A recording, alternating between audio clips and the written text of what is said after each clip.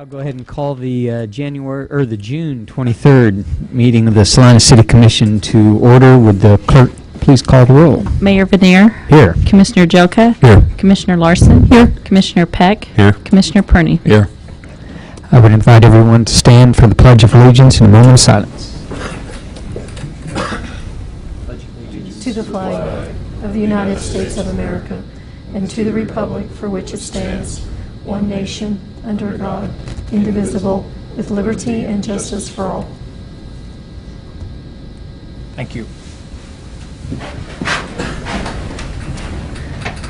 Now we'll have the Citizens Forum, which is a time for citizens to come before the Commission to talk about anything that's not on the official agenda. Is there anyone here today? Would you please come forward and state your name and your address? My name is Larry Wally, and I live at 449 Regent Road and have been there for the past 23, 24 years.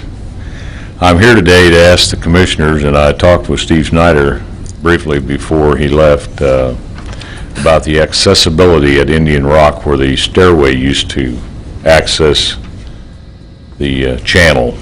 And probably, I've fished that area for 40 years, and I probably fished that area, I know I did, before that ladder. If Abner's familiar with it, I'm sure. I don't know how many of you other are familiar with it. I think Abner at one time lived on Channel Ridge, didn't you? Correct. I lived across the river from it, across the channel from it, so I've seen it. And the city, in fact, at one time, rocked a driveway down to that access, rocked a parking lot, and always had a trash can there, and we fished it for years. Then they put in a ladder, which made it a lot better. 8 or 9 years ago, I think it was, well, might have been 93 or maybe 95, the flood took that ladder out of there. And since then, it's been accessible, but in the last 2 or 3 years, and when I'm talking about access, I'm talking about being able to drive down through where the city rocked the road and rocked the parking lot. In the last 2 or 3 years, the city's, because of one reason or another, and I think they had some advice from their legal, they're here today, that they didn't want to invite people, down there because it's a dangerous area. And I'm here to say people are going to go there anyway, whether you invite them or not. The only thing that the city's presently doing when they put a chain across that is people drive around it, which is not good. They're on the grass, where they could be on the rocks. So the only real problem is that the city creates with people like me. I'm 65. I drag a 40-foot ladder down there to fish. You're just making it inconvenient for people who love to fish that place and have for years and years and years, be able to go down there and fish. I know I was told last year I had to leave, which didn't make me real happy. The young man wasn't that old, so I didn't beat up on him too bad because he was the messenger, okay? But when I thought back after that, the city, in fact, with Indian Rock, where that large hill comes down off the top of Indian Rock, the city, if we're worried about, lawsuits against injury, and we don't want to invite people down there to fish because somebody might fall over, okay? And I think Abner told me his kids used to play down there all the time. Yeah, but it was dry those years. Yeah. Well, I think this is off the subject, in actuality, that water was never supposed to go down there anyway. It's supposed to go through town. They made an engineering mistake, and now it goes down the channel, and we control what goes through town. But originally, I think the Corps of Engineers, if you look back, said 100% of that water comes down that river was supposed to go through town. Only in flood stage was it ever supposed to go north. I enjoyed it because I got a lot of fish out there through the years. But we blocked the street off at Indian Rock and invite people to sled down that hill. Have any of you ever been up there sledding down that hill? I know Aaron has. I took my kids up there a couple times and I said, that's enough. Somebody's going to get hurt. And Steve told me today that they had some people get injured over there just sledding down the hill. That's a dangerous place. I wouldn't take my grandkids over there today. But the city, in fact, if they're worried about the legal end of it, they block that street off and invite people to sled down that hill, which may or may not be good or bad one way or the other. all I'm here today to ask of a lot of guys I fish with and a lot of people who fished that for years and years and years is maybe we can set a timetable, where you don't leave that gate open 12 months out of the year. Maybe you're going to invite kids down there to do what kids normally do, get in trouble. But leave the gate open from 1st of May till the end of November or whatever, so people who fished that for years and years and years, and there are a lot of fish taken out of there. So we can have access to that without dragging a 30, 40-foot ladder 200-300 yards and dragging all my other equipment down there when it's been accessible for years and years and years. I'm just here to ask you to open up the gate, maybe set a timetable, from the May till the end of November or whatever. I took 30-some flatheads out of there last year that went over 30. I have a friend that took one out of there last year, but he releases all his. Duffy, he took a 90 out of there last year. Took a picture and takes it down and releases it. So their fish are there, and they'll be there again. If they're not there right now, that's where I should be. But give us access. It was there for years. If you don't put a set of steps in there, I can understand, budget concerns and money. I can understand that. But at least give us the opportunity to go down there. Somebody last year left that ladder hang there precariously. I'll tell you who cut it down. I did. I worked for Salina Fire Department for 8 or 10 years and McPherson Fire Department for 8 or 9. That was not a good deal. I took it down. But there are people there that are sliding down the banks on the east and the west side. They're going to go in there and fish. You're not going to be able to stop them. Unless you just make that whole cutoff area keep out off limits. Thank you. Okay, thank you. We'll have staff take a look at it. We have no awards or proclamations, no public hearings or items scheduled for a certain time. Going to the consent agenda. Item 6.1, approve the minutes of June 16, 2008. Item 6.2, resolution number 086528, authorizing agreement with Travelers for renewal of a comprehensive property casualty insurance. Item 6.3, authorize the purchase of one line sledge pump for the wastewater treatment plant from Ray Lindsay Company in the amount of $22,916.56. Is there a particular item any commissioner would like pulled from the consent agenda? If not, I would invite action. Move we approve the consent agenda. Second. It's been moved and seconded to approve the consent agenda. All those in favor signify by saying aye. Aye. Opposed, same sign. Motion passes 5-0.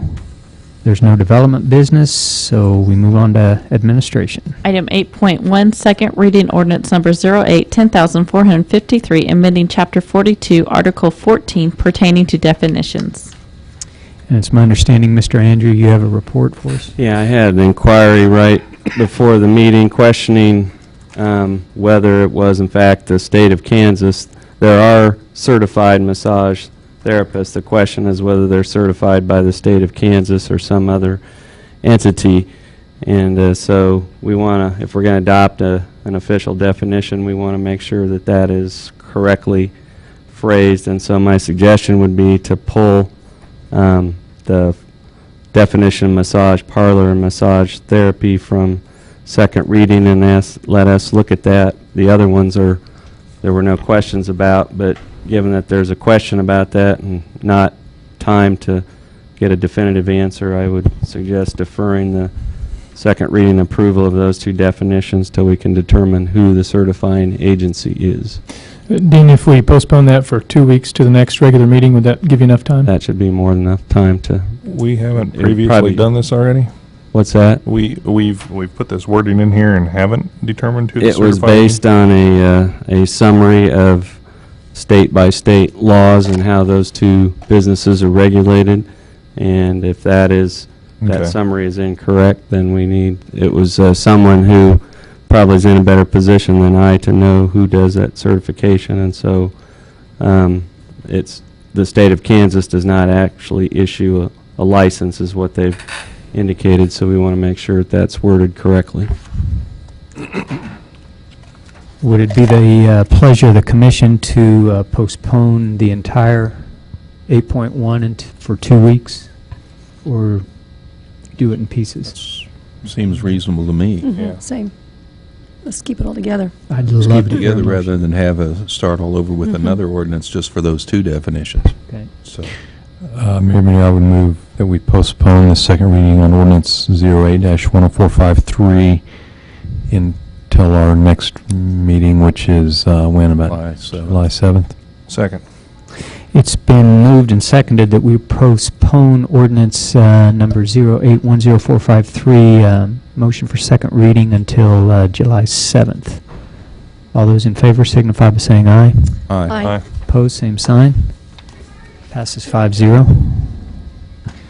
Item 8.2, General Obligation Temporary Notes and Bonds. Sub-item 8.2A, Resolution Number 086529, authorizing the offering a public sale of General Obligation Temporary Notes and Bonds. Sub-item 8.2B, First Reading Ordinance Number 08-10454, authorizing the issuance and delivery of General Obligation Internal Improvement Bond Series 2008-A. Mr. Franz. Mayor and Commissioners, it's the city's practice to issue GO bonds to provide long-term financing for projects approximately once per year, and normally at the same time we issue temporary notes to finance those projects that are underway but not yet complete. The temporary note 2008-1 is going to be issued in the amount of $3,205,000 and would be scheduled to mature on August 1st of 2009, at which time it would be rolled into a long-term bond issue. Note provides for financing on a number of projects, including Fire Station Number 2, downtown traffic improvements, and those two projects have been complete. We're simply rolling the note over, paying part of it down, and then this would be the final installment of financing for that project. Those will be retired with special sales tax proceeds. West Diamond Drive, Eagle Quest Twin Homes Subdivision, Quail Meadows Estates, and Red Fox Edition.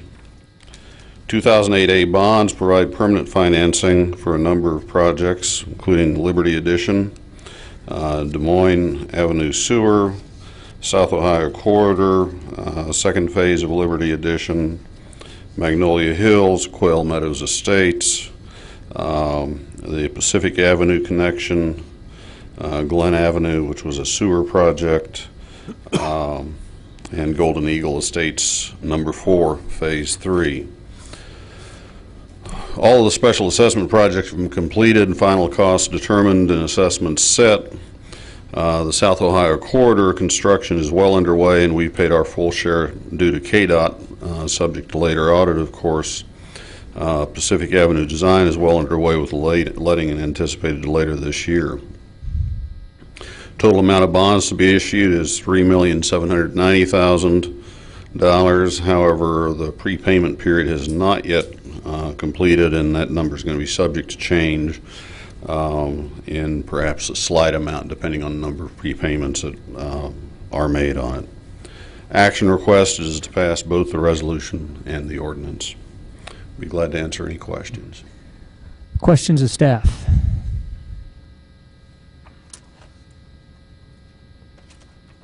Public comment? Bring it back to the commission, and I believe we're going to need two motions. Is that correct? Yes. Mayor, I'd move we pass resolution number 08-6529, authorizing the offering for public sale of general obligation temporary notes and bonds. Second. It's been moved and seconded to pass resolution 08-6529. All those in favor signify by saying aye. Aye. Opposed, same sign. Passes 5-0. Mayor, I move that we approve ordinance number 08-10454 on the first reading. Second.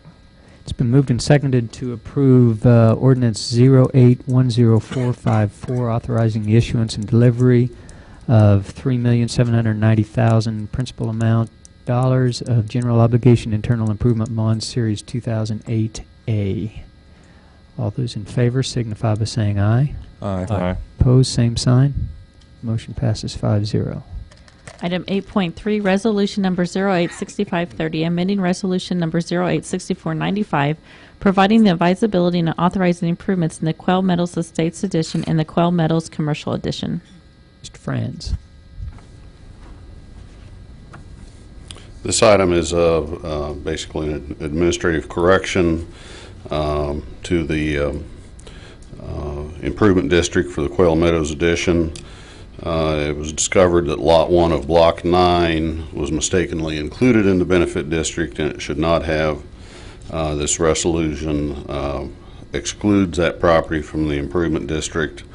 It also addresses some new legal descriptions for 2 unplatted tracts of land that have now been platted and recorded since the adoption of the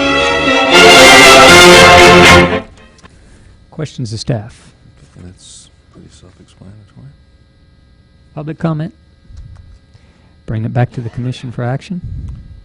Mayor, I'd move we adopt resolution number 086530, amending resolution number 086495, providing for the advisability and authorizing improvements in the Quail Meadows Estate Edition and the Quail Meadows Commercial Edition.